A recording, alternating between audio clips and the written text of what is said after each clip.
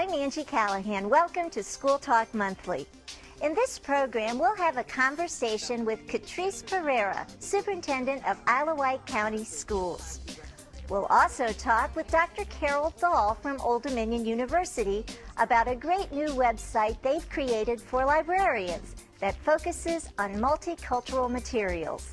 And we'll find out who our Schools of the Month are.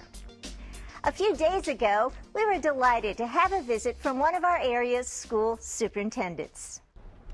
With me in the studio is Catrice Pereira. She is Superintendent of Isle of Wight County, and we are delighted that you're here with us today. Well, thank you for inviting me. I always welcome opportunities to highlight my school district. Well, good. That's what we're going to talk about today. Excellent. But first, I want to find out, why did you go into education as a career? Oh, wow. That's kind of a long story, but the start of it is that, I had an opportunity to substitute while looking for a job in advertising and marketing, which is what my undergraduate degree is in, and fell in love with being around kids and seeing that light bulb go off on a daily basis. I know that's just sort of a cliche, that light bulb go off, but it really does happen. You can really see it. You can really see it in the classroom, and that was a very powerful thing.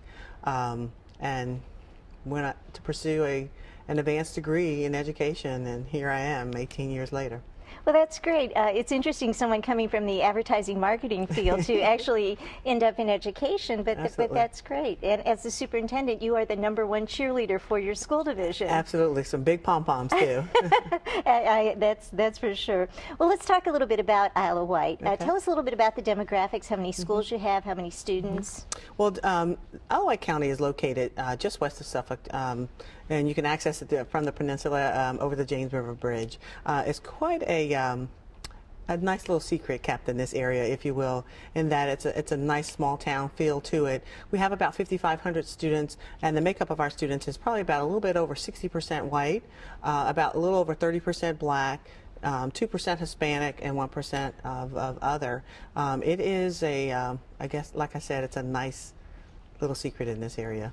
And that's a nice amount of students coming from both Caucasian, African American, and then some Hispanic. Absolutely. Yeah. Absolutely. I know we often get questions about our Latino population in this area, and I often say we really don't have a whole that. lot. Yeah, that is not a large population base Absolutely. here. Okay, well, let's talk about Isle of Wight County and your division's priorities. Okay. Well, we like to focus on a few things at a time, and this year in particular, our board has decided, along with our community members and our teachers, we decided to focus on advancing student achievement, of course, as many school districts do, increasing the rigor and opportunities for our students, as well as providing a safe and secure environment.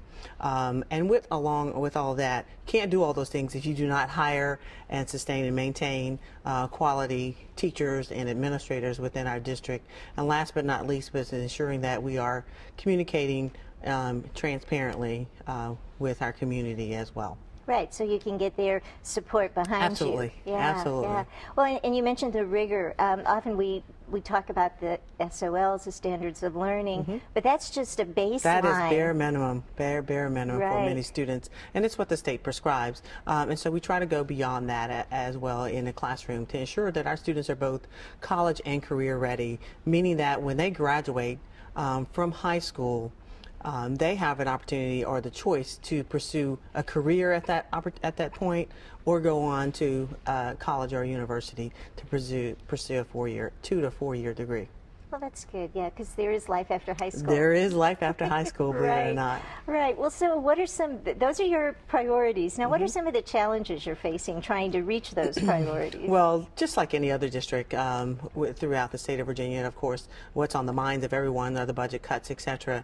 And just trying to meet those state and federal mandates that are continuously unfunded, trying to ensure that we meet those as a district. And so we're looking for ways within our budget in order to make that happen. But one thing I know that that will help us meet that is that our teaching staff in Isle of Wight County does a really nice job of building relationships with our students, and we can do that because we are small. Right. And you can't put a price tag on that. So that I feel pretty confident about within our district.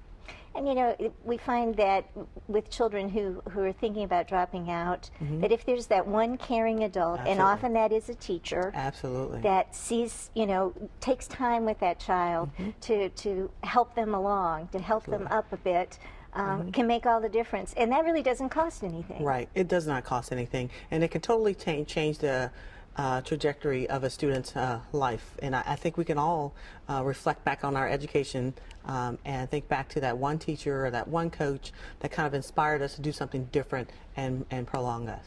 That's great. Well, so in the community, the community of Isle of Wight County, how does the community support you? Well, the community is very involved, which is a blessing in disguise for me, of course, coming into Isle of Wight County, and you want to see those kinds of things. And I think that's one of the things that attracted me to Isle of Wight County was the community involvement, because throughout the interview process, as I visited, I went around unbeknownst to them, and I would have impromptu conversations with community members, and they had nothing but great things to say about the school district. So that made me feel good about coming in as a new candidate. But the community is involved. But one in particular that I will tell you that really has touched me is a community group at Jersey Park, and we have some of our most challenged students, if you will. They go in every day and tutor those students. It's an unbelievable program, and I'm just, I feel very good about those types of things, and have visited the program and have seen the results. And they've had kids who have started with them when they were 3 years old and now are in middle and high school and still, you know, visit that program, and they actually reach back to younger students as well. So it's just a group of community members from a variety of different lifestyles that go in and help out with those students, and it's unbelievable. Well, that's excellent. Very powerful. What a great thing for them to give back to their community in that way. Well, they see the importance, and that's the thing. It's a small town community, and lots of people who are there grew up there, obviously, and that speaks a lot of a community when you have individuals who have been, if you will, homegrown. And you know, I'm a come here, as they call me, but there are many individuals there and who work within the system as well, who grew up in Isle of Wight County and are willing to make self-sacrifices to ensure that their community continues to thrive. Right. That's great. That's great. What about your students? Once they graduate, where are they going to school? What are they doing? What post-secondary work are they doing? Well, we have the fortunate ability to have on staff a college coach that helps with our high school students and start with them as early as 9th grade and start them gearing them towards universities. And I'm very pleased to say, I mean, already this year we've had students who've been accepted into some of Virginia's most prestigious, if you will, universities in and around the Hampton Roads. ODU, right here, right across the street from you. We've had students already accepted into UVA, Virginia Tech, go Hokies. I might just have to add that plug in there. As well as Christopher Newport, Hampton, and Norfolk State. Oh, that's great. So yeah, throughout this area as well as UVA and, as you say, go Hokies, Virginia Tech. I had to put that plug in, I'm sorry. No problem whatsoever.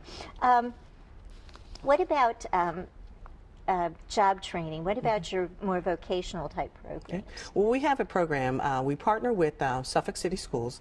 It's Prudence Center, and we share 40% share into the Prudence Center, and we send our students there who go on to pursue careers and certifications in information technology, in EMT, in heavy equipment, machinery, etc. It's a really neat program. Actually, I'll be attending that program. There's an open house tonight, and I'll be attending that this evening.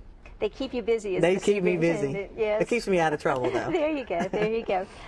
Well, you are a member owner of WHRO. Isle of Wight County is. And can you talk to me a little bit about what you see as the benefit of being a member owner of WHRO? Well, being a benefit for us as a small school district with a small budget, we see a lot of benefits in being a member of WHRO, from teacher staff development to student programs such as Spelling Bee, etc., the Great Computer Challenge. Honestly, if we would try to replicate those opportunities within our own districts, we could not afford it, I know for sure, in Alawite County schools. And so we're very fortunate to be a part of WHRO and the programs and the offerings from virtual, like I said, virtual classrooms to, challenges and competitions for our students, which, again, we could never replicate. And so we feel very fortunate to be a part of the program.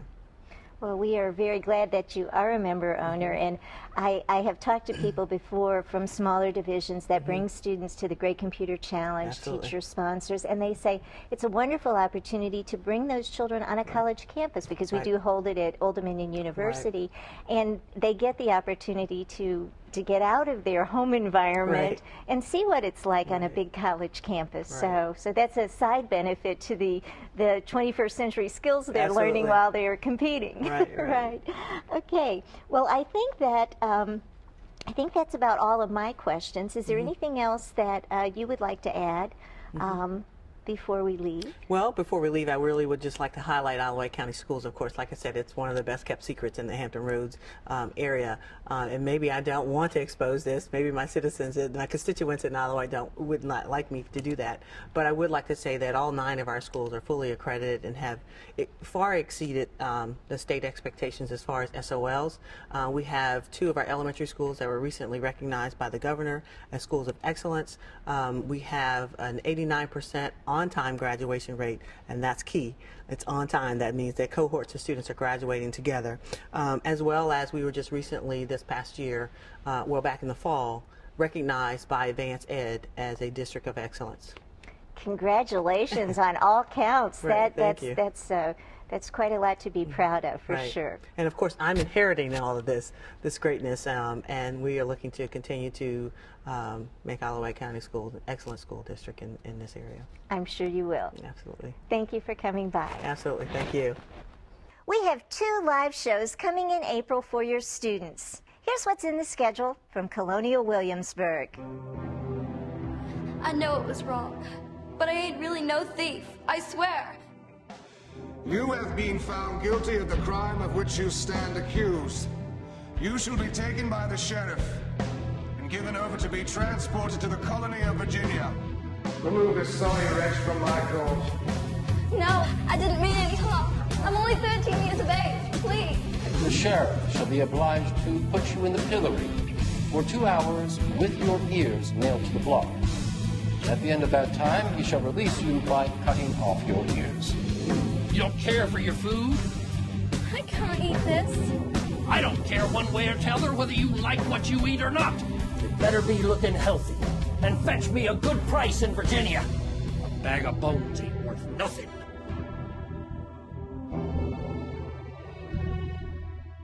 Rights of Youth airs live Thursday, April 19th at 10 a.m. and again at 1 p.m. For more information on this live electronic field trip, go to history.org/trips. On Wednesday, April 25th at 1 p.m., Meet the Author focuses on discovering Shakespeare. To register for this free program, go to fcps.edu/fairfaxnetwork/index.html.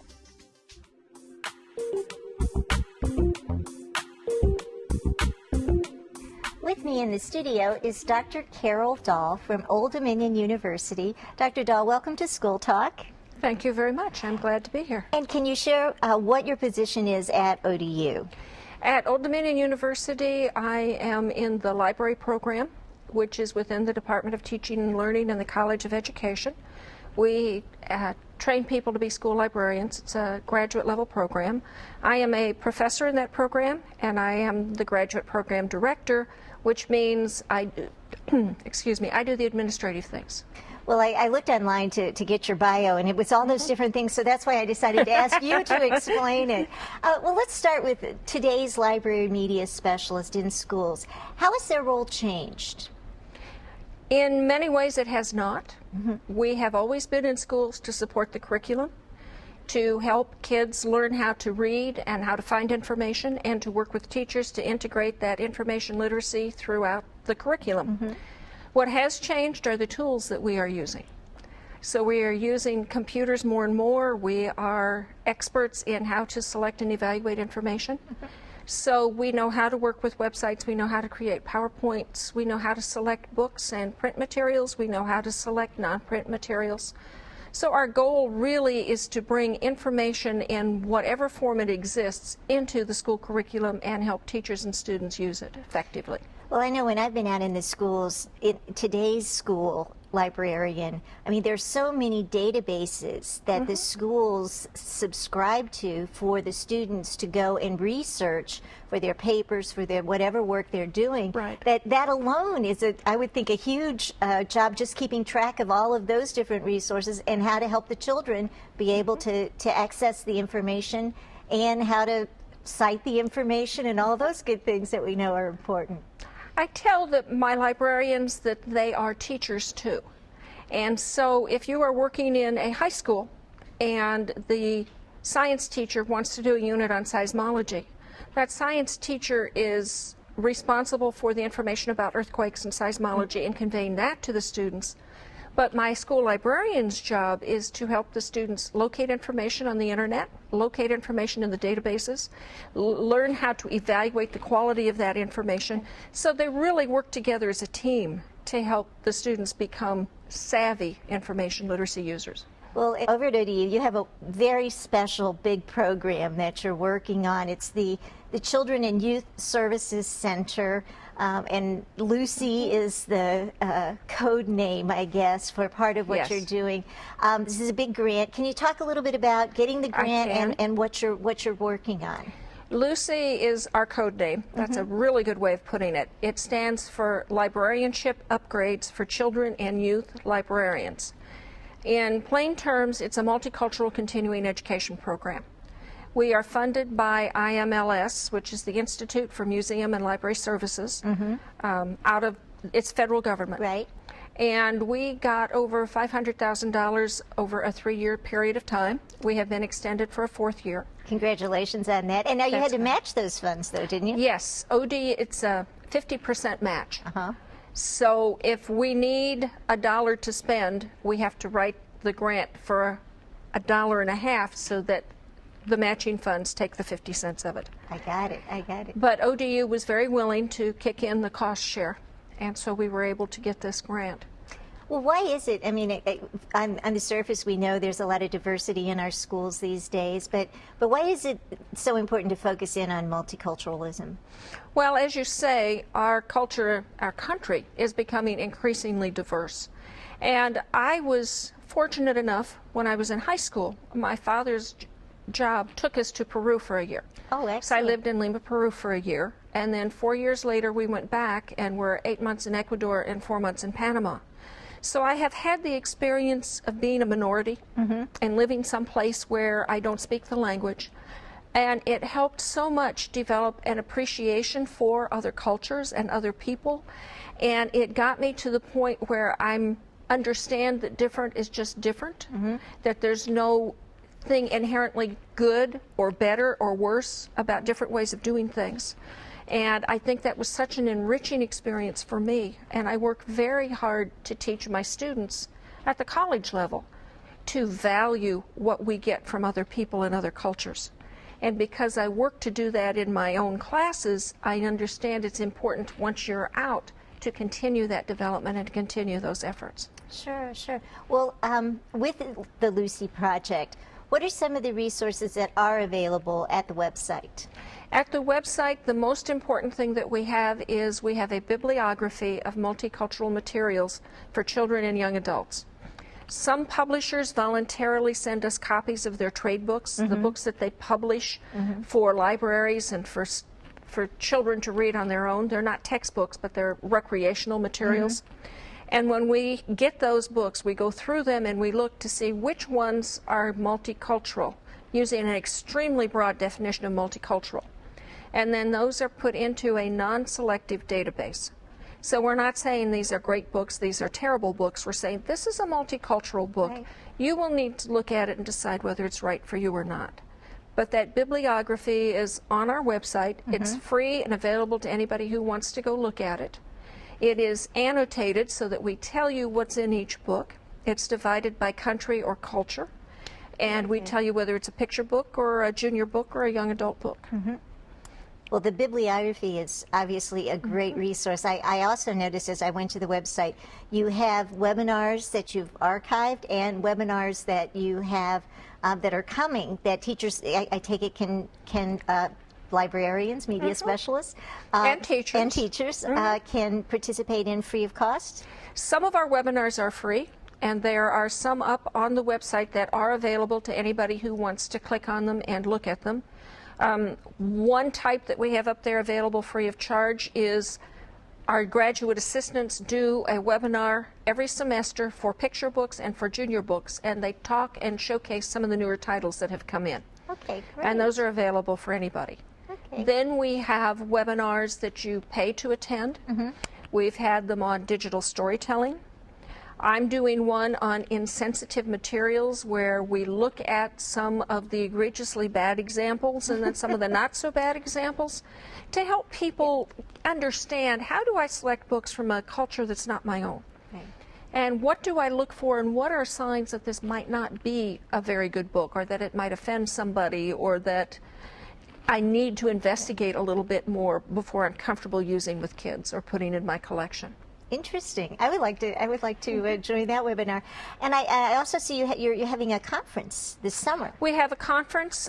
This summer will be our second one. It's an all-day conference, first Saturday in August. It will be at the Peninsula Center, which I think is in Newport News. It's over on that end of the area. Peninsula. We have 4 national authors and illustrators who have agreed to be with us. E.B. Lewis will be there, and he has won Caldecott Honor, and he's a very well-known illustrator of children's books. Jennifer Cervantes will be coming. Her first book was Tortilla Sun. It's a chapter book for older children, and that has won some awards. And Wendy Shang is coming. It's her first book, but it's The Wall of Lucy Wu, and we're very excited that she can be here. And Carol Boston Weatherford will be here. She's an established author, illustrator. She's done biographies. She's done picture books. Last year she did one for Michelle Obama. So we have these 4 authors and illustrators. It's a small conference. We limit enrollment to 100. We divide them into 4 groups of 25. They are assigned a room, and then all 4 authors travel to all 4 rooms. So everybody who comes to the conference gets a really close, in-depth session offered by one of our professionals. Well, that's terrific. I want to go back to the site for just for a moment. What's your hope for the site? And, how do you see it being beneficial to both the teachers, the media specialists, and the students across the state? I think I'm pleased with the bibliography the way it is now. We have teachers and librarians both who get in touch with us and say, this is marvelous. I'm so glad this is available to me. For example, one high school teacher says to me, excuse me, it was a librarian, said, my teachers always want to find books written by people living in England or Australia or Canada, and it's very difficult to sort that out. We have a very broad definition of diversity, and so they can go to our bibliography and find those materials. And so I'm really pleased with the bibliography. My hope is that we will have the manpower to keep doing this. Sure. The webinars, we're well started on that. I want more webinars up there and available. We just occurred to us that we should be making these webinars, recording them, banking them, and then letting people come in on their own time when they're ready, so that we don't have to have same time type of sessions. And so we're working on that, and so my hope is that we get better at that. Well, and I think that's a point. I mean, it's on the internet, so anyone can get to it. We've been showing your websites, your web address, so people will know where to go. So it doesn't stop here in Hampton Roads. It doesn't stop at the borders of Virginia. The bibliography you've put together, the training you're doing can reach across the nation and even into other countries. That's so right. Congratulations on a wonderful project, well, and thank good you luck, very much. and good luck with all the future funding as you move forward. Thank you for having me. Thanks for coming back.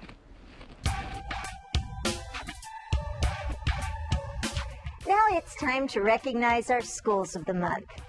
Second grade students at Matthew Whaley Elementary School in Williamsburg had the chance to become real artists recently. local author Patricia Steele visited Matthew Whaley to share her new children's book, Goodbye Balloon, and invited the students to illustrate her story. All of the children's drawings were published in her book, and Miss Steele returned for a reception and a special reading with the student artist and their parents. For giving students the opportunity to showcase their talents, we applaud Matthew Whaley, our Elementary School of the Month. At Kings Fork Middle School in Suffolk, 6th graders in Jason Stump's Math-mazing class have been learning how very small acts of kindness can add up to impact in the lives of others. The students have collected more than 100 items to be donated to the Western Tidewater Free Clinic, almost 500 items of non-perishable food, and over 50 winter coats. And through their consumer word problems, the students have learned the monetary value of their charity. For teaching students the value in supporting the local community, we honor Kings Fork, our Middle School of the Month. Part of the mission statement at Northampton High School is to share a cooperative partnership to meet the challenges of the future. And Mrs. Julie Head is doing just that. The Northampton County math teacher created an interactive lesson on parallel lines, and it has been published by Promethean Planet. Promethean Planet is the world's leading interactive whiteboard community. For using 21st century technology to meet the needs of students today, we salute Northampton, our High School of the Month. Peninsula Catholic High School in Newport News is dedicated to developing young men and women into mature citizens by providing a disciplined and nurturing environment. The school requires that not only its individual students, but every family to fulfill a set number of service hours to help them carry out programs and services. Families can earn hours by serving on committees, sponsoring academic activities, donating goods, or participating in fundraisers. For including the entire family in their students' learning process, we congratulate Peninsula Catholic, our Independent School of the Month. The Corporation for Public Broadcasting and WHRO are engaged in an initiative to help communities work together to improve high school graduation rates. American Graduate Let's Make It Happen is bringing together educators, parents, and youth, along with nonprofit, civic, and corporate entities to impact dropout rates regionally and nationally. As part of this initiative, WHRO is hosting a teacher town hall on March 28th that will be streamed live at WHRO.org. The Teacher Town Hall will focus on capturing teachers' perspectives and ideas. Be sure to watch the Town Hall live Wednesday evening, March 28th, beginning at 7 on WHRO.org. This program and all the links we talk about are available online at schooltalk.org. Well, that's all for now. See you next time on School Talk.